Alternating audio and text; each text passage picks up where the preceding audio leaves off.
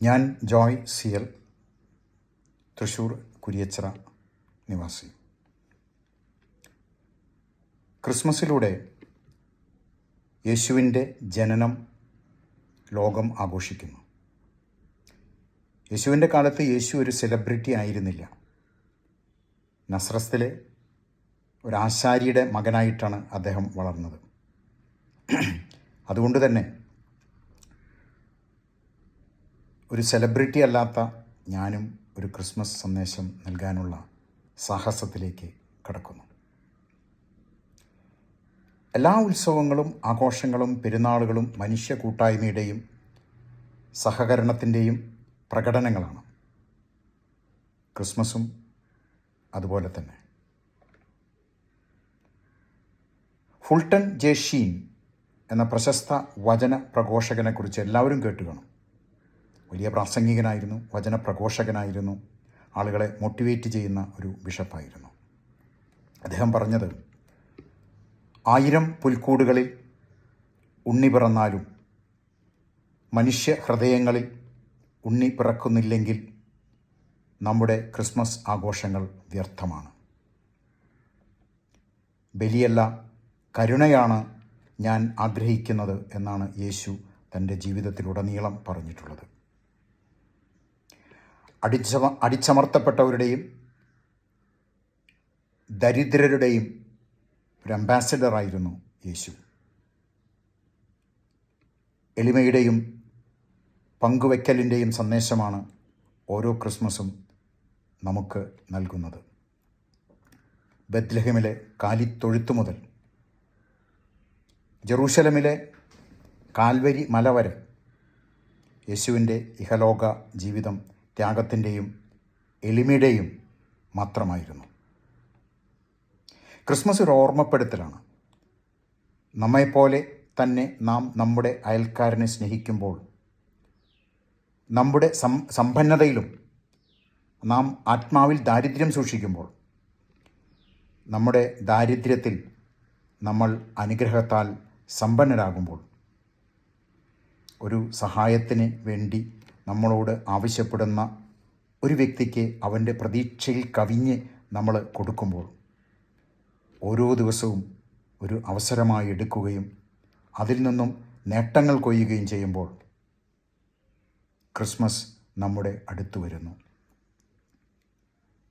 ഭാഷ, ജാതി, മത, രാഷ്ട്രീയ പരിഗണനകൾക്കപ്പുറം ഓരോ മനുഷ്യനും എൻ്റെ സഹോദരനാണ് എന്ന് നമ്മൾ മനസ്സിലാക്കുകയും ആ സഹോദരൻ്റെ കാവൽക്കാരൻ ഞാനാണ് എന്ന് കരുതുകയും ചെയ്യുമ്പോൾ ക്രിസ്മസും യേശുവും എല്ലാ ദിവസവും നമ്മളോട് കൂടി ഉണ്ടാകും.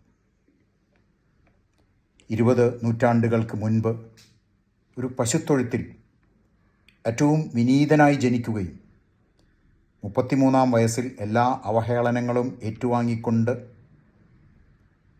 ഏറ്റവും മ്ലേച്ഛമായ മരണം, 2 കള്ളന്മാരുടെ നടുവിൽ കുരിശിൽ മരിക്കുകയും ചെയ്ത ഒരു മഹാവിപ്ലവകാരിയുടെ ജന്മദിനമാണ് ക്രിസ്മസ് എന്ന ക്രിസ്തു സംഭവം. ചരിത്രത്തെ AD എന്നും BC എന്നും രണ്ടായി വിഭജിച്ചുകൊണ്ട് യേശു ഇന്നും ചരിത്രത്തിലും ലോകത്തിലും ജീവിക്കുന്നു. അദ്ദേഹത്തിൻ്റെ സന്ദേശം ഇന്നും പ്രസക്തമാണ്. ഒരു അടഞ്ഞ ആത്മീയതയല്ല, മറിച്ച് അന്വേഷണാത്മകമായ ആത്മീയതയാണ് യേശു ലോകത്തിന് നൽകിയത്. അദ്ദേഹം വിഭാവനം ചെയ്തതും അത് തന്നെയാണ്. അന്വേഷിപ്പിൻ കണ്ടെത്തും, ചോദിപ്പിൻ നിങ്ങൾക്ക് ലഭിക്കും, മുട്ടുവിൻ തുറക്കപ്പെടും എന്നാണ് യേശു ഉത്ബോധിപ്പിച്ചത്. അന്വേഷണാത്മകമായ ആത്മീയത. ക്രിസ്മസിൻ്റെ സന്ദേശം ഇന്നും പ്രസക്തമായി നിൽക്കുന്ന 2000 കൊല്ലങ്ങൾക്ക് മുൻപ് മാലാഖമാർ പാടിയ ആ പാട്ട് തന്നെയാണ്. Glory to God in the highest and on earth peace to the people of good will. അത്യുന്നതങ്ങളിൽ ദൈവത്തിന് മഹത്വം, ഭൂമിയിൽ നല്ല മനസ്സുള്ള മനുഷ്യർക്ക് സമാധാനം.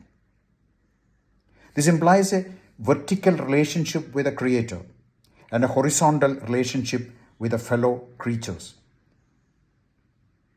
ഈ സന്ദേശം നമ്മളൊന്ന് അനലൈസ് ചെയ്താൽ ഒരു കാര്യം നമുക്ക് വ്യക്തമാകും. യാതൊരു നിബന്ധനകളുമില്ലാതെയാണ് ദൈവത്തിന് മഹത്വമെന്ന് മാലാഖമാർ പാടിയത്. എന്നാൽ സമാധാനം നല്ല മനസ്സുള്ള മനുഷ്യർക്ക് മാത്രമായി അതിൽ പരിമിതപ്പെടുത്തി. ആരാണ് സമാധാനം കാംക്ഷിക്കാത്തത്? നമ്മളൊക്കെ സമാധാനം കാംക്ഷിക്കുന്നവരാണ്. അത് യാതൊരു അഭിപ്രായ വ്യത്യാസവുമില്ല. ലോകം മുഴുവൻ എല്ലാ മനുഷ്യരും സമാധാനം ഇഷ്ടപ്പെടുന്നവരാണ്, അതിനുവേണ്ടി പ്രയത്നിക്കുന്നവരാണ്. എന്നാൽ നമുക്ക് നല്ല മനസ്സുണ്ടോ? നമ്മുടെ നേതാക്കൾക്ക് നല്ല മനസ്സുണ്ടോ? നമ്മുടെ മത രാഷ്ട്രീയ നേതാക്കൾക്ക് നല്ല മനസ്സുണ്ടോ? എന്തുകൊണ്ട് യുദ്ധങ്ങളുണ്ടാകുന്നു? എന്തുകൊണ്ട് വർഗീയ കലാപങ്ങളുണ്ടാകുന്നു? മനുഷ്യർക്ക്, അവരുടെ നേതാക്കൾക്ക്, രാഷ്ട്രങ്ങൾക്ക്, മതങ്ങൾക്ക് നല്ല മനസ്സ് ഇല്ലാത്തതുകൊണ്ടാണ് ഈ കലഹങ്ങളും യുദ്ധങ്ങളും എല്ലാം ഈ ലോകത്തിലുണ്ടാകുന്നത്. വ്യക്തികൾക്ക് നല്ല മനസ്സുണ്ടായാൽ കുടുംബത്തിൽ, രാഷ്ട്രത്തിൽ, ലോകത്തിൽ നല്ല മനസ്സുണ്ടാകും. കാരണം ആത്യന്തികമായി കുടുംബവും രാഷ്ട്രങ്ങളും ലോകവുമൊക്കെ കൊണ്ടു നടക്കുന്നത് വ്യക്തികളാണ്. മഹാത്മാഗാന്ധി പറഞ്ഞത്, if you want to change the world, be the change you want to bring about in the world. നിങ്ങൾ ലോകത്തിൽ മാറ്റം വരുത്താൻ ആഗ്രഹിക്കുന്നുണ്ടെങ്കിൽ ആ മാറ്റം നിങ്ങളിൽ തന്നെ ആദ്യം കൊണ്ടുവരിക. നമ്മൾ ഓരോരുത്തരും നല്ല മനസ്സിന് വേണ്ടി പ്രവർത്തിച്ചാൽ ഈ ലോകം മുഴുവൻ നല്ല മനസ്സുള്ളവരാകും. യേശു നല്ല മനസ്സിനെക്കുറിച്ച് പറഞ്ഞത്, do unto others what you expect others do unto you. മറ്റുള്ളവർ നിങ്ങളോട് എന്ത് ചെയ്യണം എന്ന് നിങ്ങൾ ആഗ്രഹിക്കുന്നുവോ അപ്രകാരം മറ്റുള്ളവരോടും പെരുമാറുക, മറ്റുള്ളവർക്കും ചെയ്തു കൊടുക്കുക. ഇതാണ് ഏറ്റവും ഉദാത്തമായ സന്മനസ്സ്. ഇതാണ് ഏറ്റവും ഉദാത്തമായ ആത്മീയത. ഇത് തന്നെയാണ് എത്തിക്സ്. ഇത് തന്നെയാണ് സന്മാർഗം. ഇത് തന്നെയാണ് ഏറ്റവും നല്ല രാഷ്ട്രീയവും. നല്ല മനസ്സ് ബോധപൂർവം ഉണ്ടാക്കിയെടുക്കണം. നമ്മൾ ഇതിന് തയ്യാറല്ലാത്തതാണ് എല്ലാ പ്രശ്നങ്ങൾക്കും കാരണം. അധ്വാനിക്കാതെ വന്നു ചേരുന്നതാണ് നമ്മുടെ ചിത്ത മനസ്സ്. അതിനെ മാറ്റി നല്ല മനസ്സാക്കാൻ ഒരുപാട് പണിയുണ്ട്. ആ പണിയെടുക്കലിൻ്റെ, ബുദ്ധിമുട്ടിൻ്റെ, പാടുപെടലിൻ്റെ സമ്മാനമാണ് സമാധാനം. ഈ ബുദ്ധിമുട്ട് അനുഭവിക്കാൻ നമ്മൾ തയ്യാറായില്ലെങ്കിൽ നമുക്കൊരു കാലത്തും സമാധാനം ഉണ്ടാവുകയില്ല. രക്ഷ പ്രാപിക്കണമെങ്കിൽ എന്ത് ചെയ്യണമെന്ന യഹൂദ നിയമജ്ഞൻ്റെ ചോദ്യത്തിന് ദൈവത്തെ സ്നേഹിക്കുക, അയൽക്കാരനെ സ്നേഹിക്കുക എന്നീ 2 പ്രമാണങ്ങളാണ് യേശു നൽകിയത്. വ്യക്തിയുടെയും സമൂഹത്തിൻ്റെയും രക്ഷയ്ക്ക് ദൈവിക തലവും മാനുഷിക തലവുമുണ്ടെന്ന യാഥാർത്ഥ്യമാണ് യേശു അവതരിപ്പിച്ചത്. രക്ഷ പ്രാപിക്കാൻ ദൈവത്തെ സ്തുതിച്ചുകൊണ്ടിരുന്നാൽ മാത്രം പോരാ. ദൈവത്തെ സ്തുതിച്ചുകൊണ്ടിരിക്കുക, പ്രാർത്ഥിക്കുക, പള്ളിയിൽ പോവുക, അമ്പലത്തിൽ പോവുക എന്നുള്ളതൊക്കെ വളരെ എളുപ്പമുള്ള കാര്യമാണ്. എന്നാൽ മറ്റു മനുഷ്യരുടെ പ്രശ്നങ്ങളിൽ ഇടപെടുക കൂടി വേണം എന്നാണ് അതിലൂടെ അർത്ഥമാക്കിയത്. ഇഹലോകത്തിൽ എല്ലാ സൗഖ്യങ്ങളും ത്യജിച്ച് സ്വയം പീഡിപ്പിച്ചുകൊണ്ട് മരണാനന്തരം തനിക്ക് വ്യക്തിപരമായി കിട്ടാനിരിക്കുന്ന സ്വർഗരാജ്യത്തെ സ്വപ്നം കണ്ടിരിക്കുന്ന പരമ്പരാഗത ആത്മീയതയിൽ നിന്ന് വ്യത്യസ്തമായി സാമൂഹ്യ പ്രതിബദ്ധതയുടെ പുതിയ ആത്മീയ ദർശനമാണ് യേശു അവതരിപ്പിച്ചത്.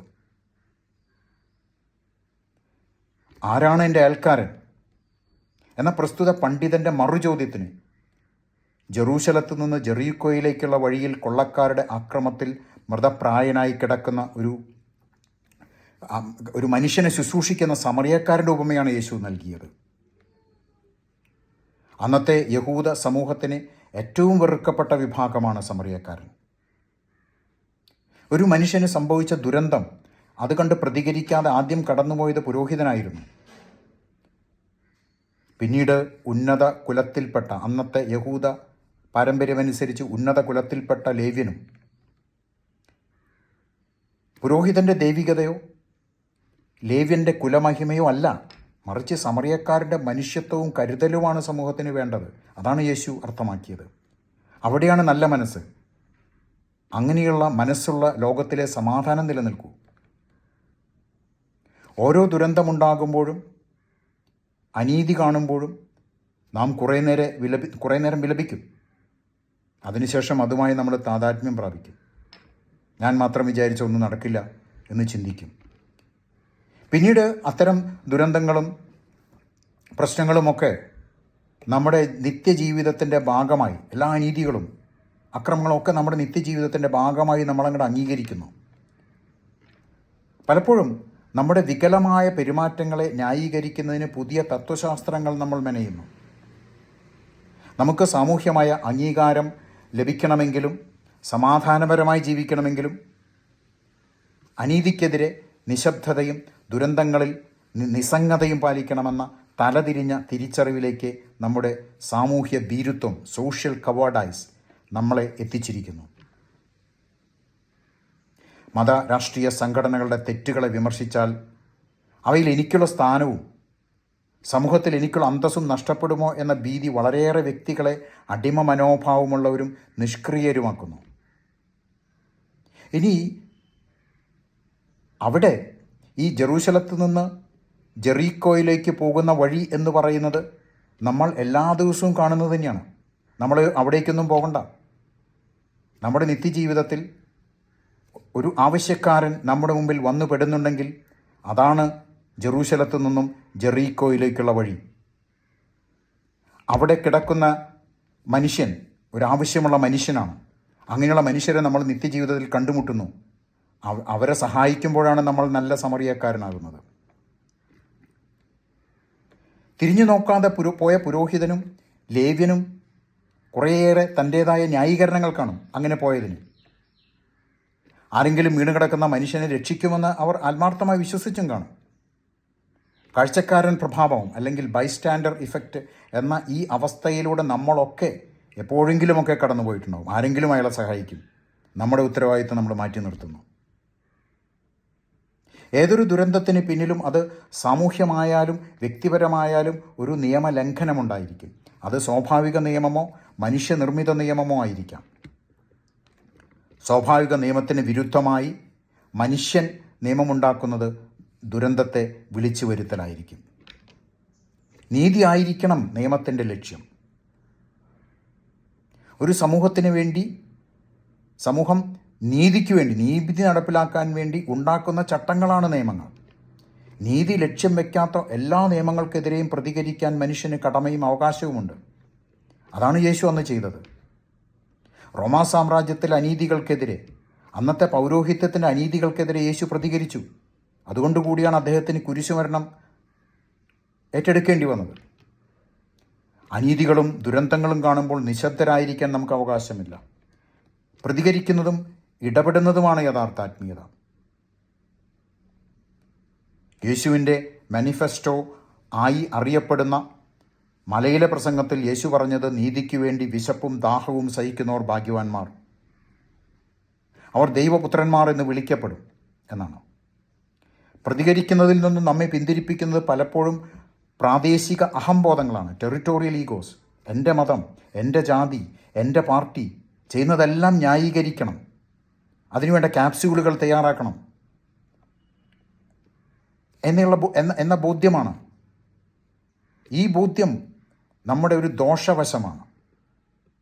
ശക്തമായ ബോധ്യങ്ങളിലൂടെ എല്ലാ ദോഷൈക പ്രഭാവങ്ങളെയും നമുക്ക് കീഴടക്കാം.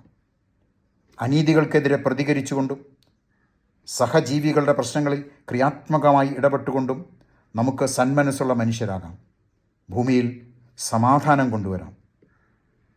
എല്ലാവർക്കും ക്രിസ്മസിൻ്റെ ആശംസകൾ നേരുന്നു.